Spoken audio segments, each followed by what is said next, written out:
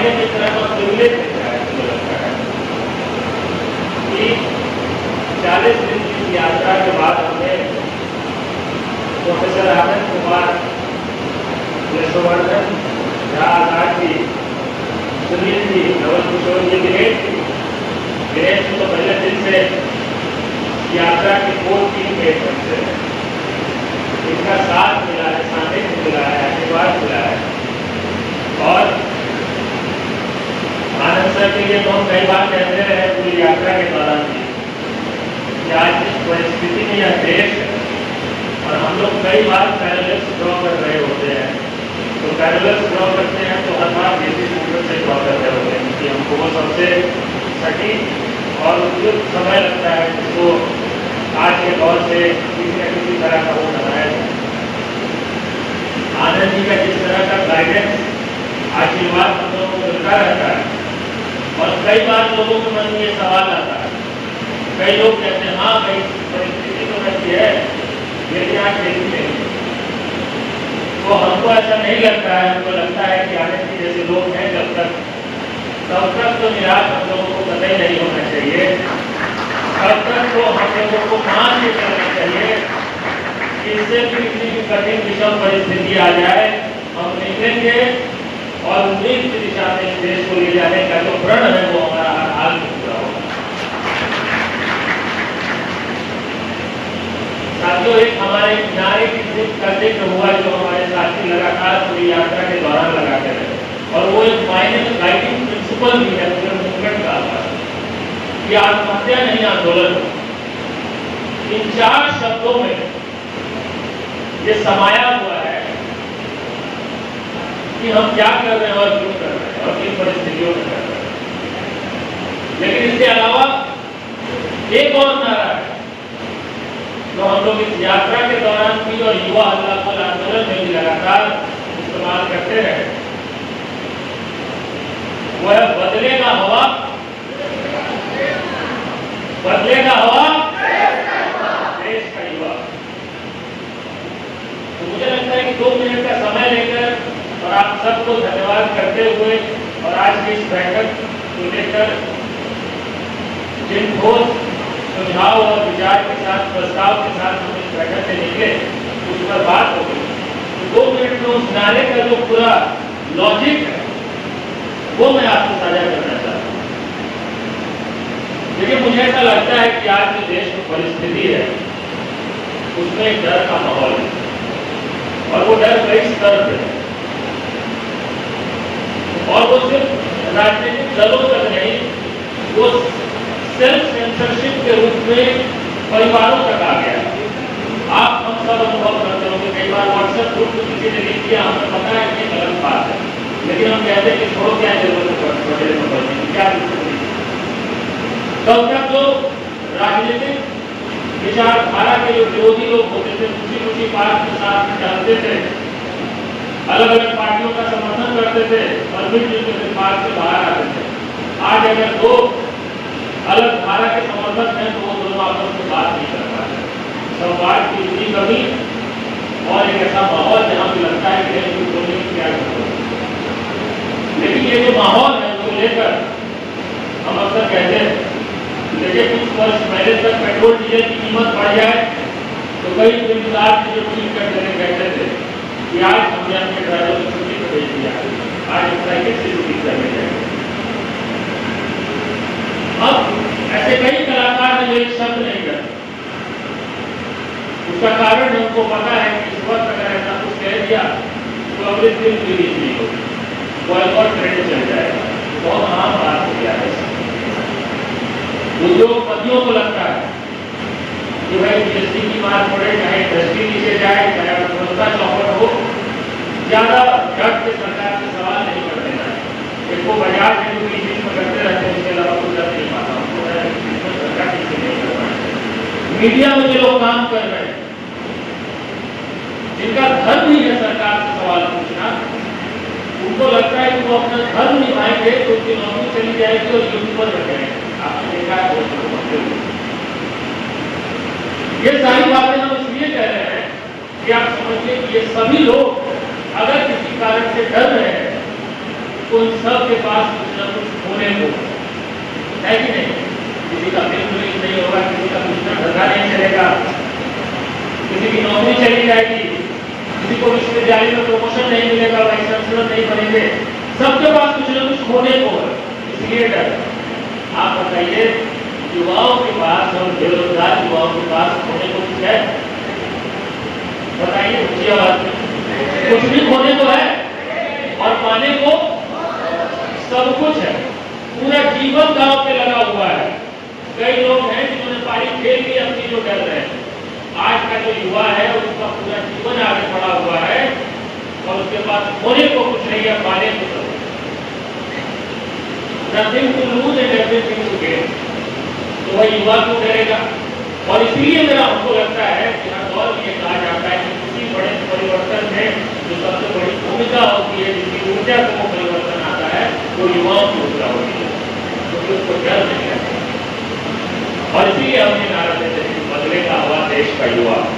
इस यात्रा के दौरान हर जिले में, हर जगह हम लोगों ने बहुत ही सभी साथियों ने सोच समझ के कोशिश किया। हमें पता था कि हम क्या कर रहे हैं। हम सिर्फ घूम नहीं रहे थे, सिर्फ भाषण नहीं दे रहे थे, सिर्फ अखबार में छपना नहीं चाहते थे। हम एक राष्ट्रव्यापी आंदोलन की ठोस ढंग से जमीन तैयार करने की कोशिश कर रहे थे। हमें लगता है कि स्वतंत्र भारत का सबसे बड़ा आंदोलन अगले साल भर में हो सकता है, जिसका केंद्र बिहार होगा। और जो हमें गुरूर में नहीं रहना चाहिए कि हम खड़ा करने के, हम लोग सब बहुत छोटे हैं उस आंदोलन के सामने। हम सब अपनी अपनी भूमिका भर तय कर सकते हैं। हमने अपनी भूमिका सोची है क्या किया जाए। जो 3-4 साल वर्षों से लगातार काम कर रहे हैं, उसी के नाते हमने सोचा है कि हमारी ये भूमिका हो कि हम इस हताशा निराशा के दौर से युवाओं को उम्मीद और समाधान की तरफ ले जाए। तो हम ये कोशिश कर रहे थे और ये समझते हुए कि जब ये आंदोलन चरम पे होगा तो ये दिल्ली पटना से नहीं चल रहा होगा। इस आंदोलन को हर स्तर के नेतृत्व चाहिए, हर जिले में नेतृत्व चाहिए, हर ब्लॉक में, हर पंचायत की लीडरशिप चाहिए। हम सभी साथियों की और आप लोगों की कोशिश यही थी कि हम नेतृत्व को इस युवा ऊर्जा के साथ, युवा आंदोलन की समझ के साथ जोड़ सके। किसी संगठन के साथ नहीं जोड़ सके। सर, हम लोगों ने 40 दिन की यात्रा की, एक दिन भी कभी संगठन बनाना है, हम समझ रहे हैं आप किसी पार्टी के खिलाफ वोट नहीं, किसी के पार्टी के समर्थन में वोट नहीं, ये बात हमें नहीं की। देश की बात की, देश की समस्या की बात की, उस समस्या के समाधान की बात की और उस समाधान को कैसे लागू किया जा सकता है उसके रणनीति की बात किया या नहीं किया। आपको आयोजक तो अब हमको लगता है कि जिस नेतृत्व को तलाश में, उभारने की आवश्यकता है हर स्तर पे, उसमें जो मुख्य रूप से 3 गुण होने चाहिए वो है कि उनको समझदार, ईमानदार और लीडर होना चाहिए। आज के दौर में तो ये नहीं समझेंगे कि देश में बेरोजगारी, महंगाई, गरीबी बढ़ रही है, लेकिन उसी देश में, उसी अर्थव्यवस्था में जहां पे बेरोजगारी, महंगाई, गरीबी बढ़ रही है, 2 व्यक्ति हैं, 2 विशेष लोग हैं जो उल्टी डायरेक्शन में जा रहे हैं। उनके ऊपर कोई बेरोजगारी, महंगाई, गरीबी की बात नहीं पड़ रही है। भारत गरीबी में नाइजीरिया को पछाड़ रहा है और गौतम अडानी अमीरी में बिल गेट्स को पछाड़ रहे हैं और दोनों सेम अर्थव्यवस्था में है। ऐसा कैसे होता है? क्या ये सोचने समझने की जरूरत नहीं है? एक नाव है जिसमें हम सब सवार हैं, वो नाव डूब रहा है, लेकिन उसी नाव में सवार 2 लोग जो हैं वो उड़ रहे हैं। ऐसा कैसे हो सकता है? क्या ये सोचना नहीं चाहिए हम लोगों को? ये तो और ये एक सवाल है। देखिए, हम कई बार कहते हैं कि सरकारें चाहती हैं कि मान लें कि सब कुछ अच्छा चल रहा है, वो चाहे बिहार में राज्य सरकार बन गई है, चाहे केंद्र में कोई सरकार हो, विपक्ष में सरकार जाए तो बेरोजगारी दिखती है, जब सत्ता में हो तो सब कुछ अच्छा दिखता है। ये आंकड़ा है कि बेरोजगारी बढ़ रही है, ये आंकड़ा है कि महंगाई बढ़ रही है, ओपिनियन नहीं है, फैक्ट है। ये फैक्ट है कि गरीबी बढ़ रही है। उसके बावजूद बताया जा रहा है कि हम स्वर्ण युग में है, अमृत काल में है। बताइए, वैसे ही बात हो गई ना। आपके घर के सामने जल जमाव हो जाए, कीचड़ जम जाए, आप घर से निकल ना सके, पैर रख ना सके क्योंकि कीचड़ है, उसको भी देखने का 2 नजरिया है। या तो आप उसको एक समस्या मानिए समस्या मानेंगे तो ठीक कराएंगे, पानी निकलवाएंगे या मिट्टी भरवाएंगे या प्रशासन से किसी को बुलवाएंगे। और दूसरा तरीका है कि उसका नाम डल झील रख दीजिए, एक बोर्ड लगा दीजिए घर के सामने जो कीचड़ है तो ये है डल झील, कश्मीर जाने की जरूरत नहीं है। वही हो रहा है ना देश। ये समझने की ताकत तो होनी चाहिए गवर्नमेंट में क्या चल रहा है, इसीलिए हमने कहा समझदार। दूसरी बात ईमानदार, समझते हुए अगर हम ईमानदार नहीं रहेंगे तो आज की सरकार और आज की सरकारों के सामने एक शब्द नहीं होगा। बड़ी बड़ी पार्टियां भी जो लड़ रही होती हैं, जहां सीबीआई ईडी तुरंत पहुंच जाता है, कई पार्टियां हैं, ठीक है, अलग अलग मौकों पर विपक्ष में रहती है, लेकिन जब सत्ता में रही है तो उन्होंने ऐसे कारनामे किए हैं जिस कारण से वो गाड़ी में आ जाते हैं। तो हमको व्यक्तिगत स्तर पे भी और सामूहिक स्तर पे भी ईमानदार रहने की जरूरत है। और तीसरा लीडर, बहुत ऐसे लोग हैं जो ईमानदार भी है, ईमानदार भी है, लेकिन सोचते हैं कि क्या जरूरत है, बिजुल में लाठी डंडा खाने की क्या जरूरत है, बिजुल में जेल जाने की क्या जरूरत है। हम लोगों को जेल में डाल दिया गया, हमारे कई साथी थे, प्रशांत है, यहाँ पे गोविंद है, अर्जुन है, कई लोग थे, आकाश है, पता नहीं मेरे ध्यान में नहीं आ रहा। जेल में थे, सब 8 जेल में थे, मतलब थे, प्रिवेंटिव डिटेंशन में। वो डर रहता अगर हम लोगों को, तो हम भी उस आदमी का विरोध नहीं करते, जिसका विरोध हम देखिए जो कोचिंग के सर थे, टीचर थे, उन्होंने साफ शब्दों में कहा कि वो कितना खतरनाक है, तो हम चुप रहे थे। हमें डर होगा कि हमें किसी तरह से जेल में डाल दिया जाएगा। हमें लगता है कि इसी तरह हमें ज्यादा से ज्यादा हर स्तर पर समझदार इंसान और लीडर नौजवानों को तलाशने की जरूरत है और पुलिस आंदोलन में अपनी अपनी भूमिका निभा। और अंतिम और आखिरी बात जो हमारे इस बैठक का प्रस्ताव भी है और जिसको आप सबकी सहमति से हम आगे ले जाएंगे और मीडिया के माध्यम से इस बात को आगे और लोगों तक करेंगे कि आज हम लोग कुछ जहां से उठे तो कुछ फैसले और कुछ निर्णय लेकर उठे, और वो निर्णय सिर्फ यहाँ बैठे बैठे हम नहीं ले रहे। पिछले 40 दिनों का जो अनुभव रहा है उससे जो हमें सीख मिली है, समझ मिली है, जो समझ विकसित हुई है उसके आधार पर, और जिसको लेकर हमने विचार विमर्श किया आनंद सर से, यशवर्धन सर से, सभी से, कि क्या हमको इस दिशा में आगे बढ़ना चाहिए और इस पर आपको भी सामूहिक सहमति आप सबकी रहे तो हम आगे बढ़ेंगे। पहला तो ये कि अलग अलग जो प्रदर्शन आंदोलन चल रहे हैं अलग अलग तरह के भर्ती समूहों के लिए, उनके लिए एक समन्वय समिति बनाने की आवश्यकता है। एक समन्वय समिति, ये नहीं कि सब एक संगठन में हो जाए। मेरा तो खैर आइडियोलॉजिकली इस बात की सहमति नहीं है कि सब लोग संगठित होकर, हमको ये पता नहीं क्यों और लगता है, हमको लगता है कि कई संगठन होने चाहिए, कई आंदोलन होने चाहिए, लेकिन कुछ फंडामेंटल्स हैं जो अनकॉम्प्रोमाइजिंग होने चाहिए अलग अलग आंदोलन। तो हमको लगता है कि एक समन्वय समिति हो जो अलग अलग तरह के भर्ती समूहों के इस बात को व्यापक स्तर पर समझा सके, बता सके कि लड़ाई और संघर्ष सिर्फ किसी आयोग, किसी भर्ती बोर्ड के खिलाफ नहीं है, किसी अफसर के खिलाफ नहीं है।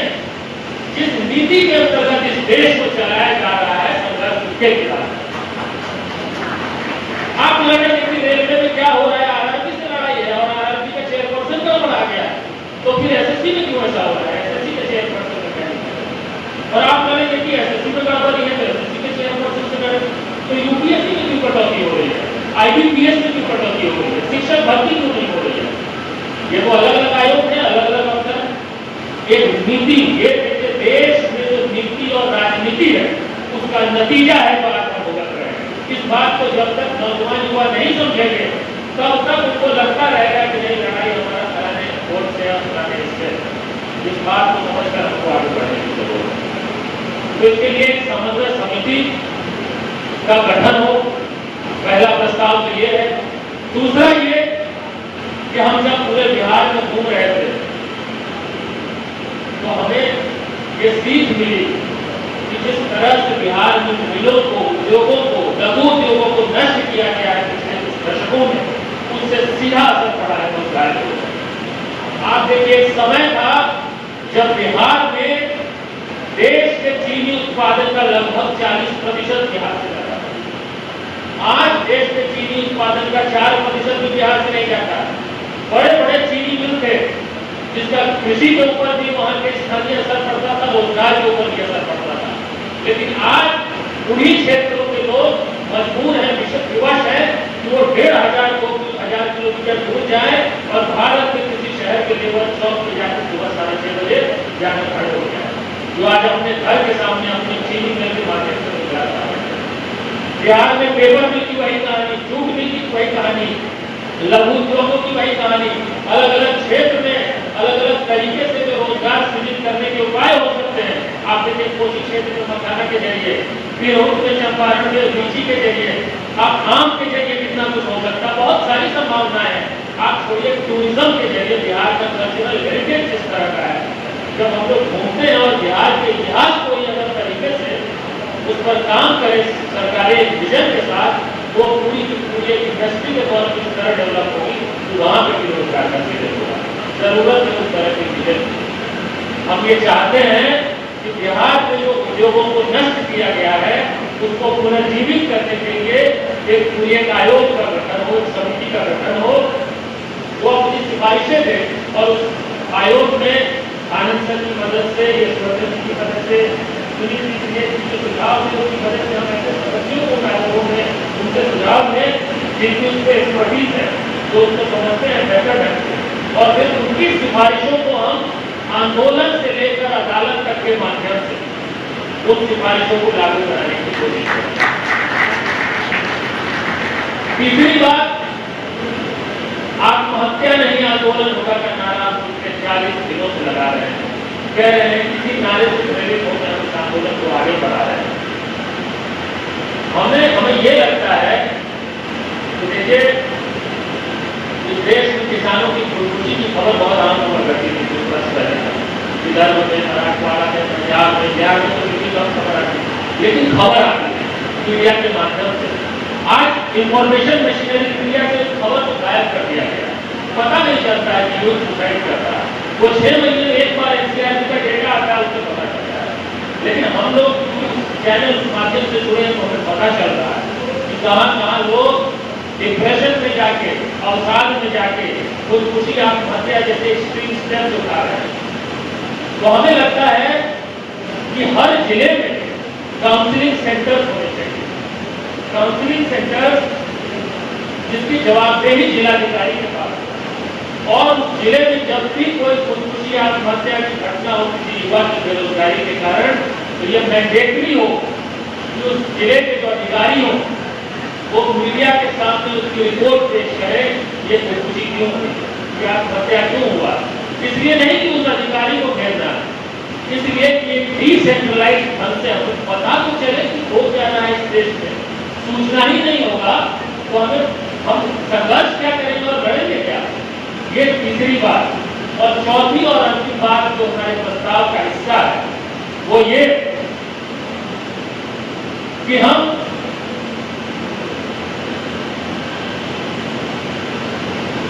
जिस भारत रोजगार संहिता को लेकर अभी पूरे बिहार में घूमे, भरोसा को लेकर, और संवाद के वक्त हम लोगों को ये समझ में आ गया है कि हो सकता है कि हम लोगों की रीच अभी भी कम है, लेकिन इतना समझ में आ गया है कि जहां तक भी रीच है वहां तक 100% हो सकता है कि बहुत लोगों तक हम अभी भी ना पहुंच पाए। हम दावा नहीं कर रहे हैं कि हमारी बात हर किसी तक पहुंची, नहीं पहुंची, लेकिन जिस तक पहुंची है, और वो किसी ऐसा नहीं एक विचारधारा, एक कैडर, एक संगठन के लोग हैं, उसमें विविधता है, जाति की, धर्म का, वर्ग का, राजनीतिक एफिलिएशन का, हर तरह की विविधता। जहां जहां तक हमारी बात पहुंची है 100% 100% स्वीकार्यता है इस बात को लेकर कि भारत रोजगार संहिता के प्रस्ताव को लागू किया जाना चाहिए। तो अगर इस तरह की एक्सेप्टेबिलिटी है इस प्रस्ताव को लेकर, तो हम आने वाले समय में, अभी तो देखिए पर्व त्योहार का समय है, आज की बैठक में भी पर्व त्योहारों का असर हुआ।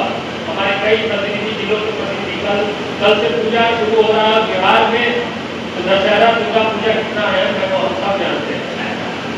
ऊपर से लोकल बॉडी इलेक्शन भी हो रहे हैं, उसका भी प्रभाव है। तो पूजा के बाद हम बिल्कुल एक व्यापक स्तर पर अभियान चलाकर प्रधानमंत्री जी के नाम पत्र लिखेंगे। ये पत्र हम नहीं लिखेंगे, ये पत्र इस देश के लाखों नौजवान और भारत रोजगार संहिता की मांग करते हुए बिहार में ही नहीं अन्य राज्यों में भी लिखेंगे और ये कहेंगे कि ये जो 3 बिंदु है भरोसा के, इसको लागू किया जाए प्रधानमंत्री जी। अगर लागू नहीं किया जा सकता तो किन कारणों से नहीं किया जा सकता, क्या तर्क है सरकार का, वो उनको बताना चाहिए।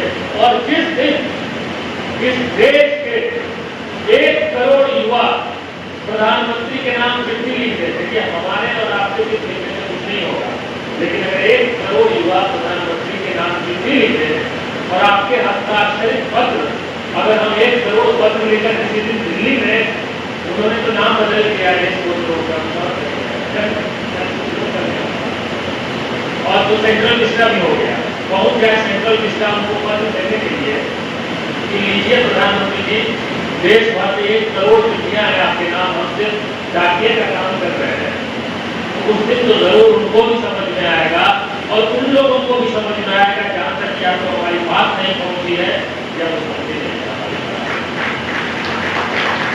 तो ये 4 मुख्य रूप से प्रस्ताव है और अगर आपकी सहमति है कि इन चारों पर आगे काम शुरू करने की जरूरत है तो हम इस समन्वय समिति का गठन करने के लिए विचार विमर्श शुरू कर देंगे।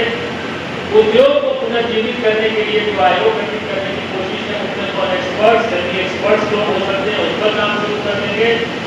जिलों में जो काउंसलिंग सेंटर्स होने चाहिए उसके लिए दबाव बनाने की कोशिश शुरू कर देंगे। और चौथा, भारत रोजगार संहिता को लागू करने के लिए प्रधानमंत्री जी के नाम जो पत्र लिखना है हम लोगों को, और कौन प्रधानमंत्री जी के नाम ही नहीं, राज्यों को दबाव डालेंगे कि भाई आपको कम से कम समयबद्ध भर्ती करके दिखाइए ना। आप अगर विरोध कर रहे हैं केंद्र सरकार का तो आप करके दिखा दीजिए राज्य सरकार की भर्तियों में 9 महीने में पूरी, ये काम भी हम करेंगे।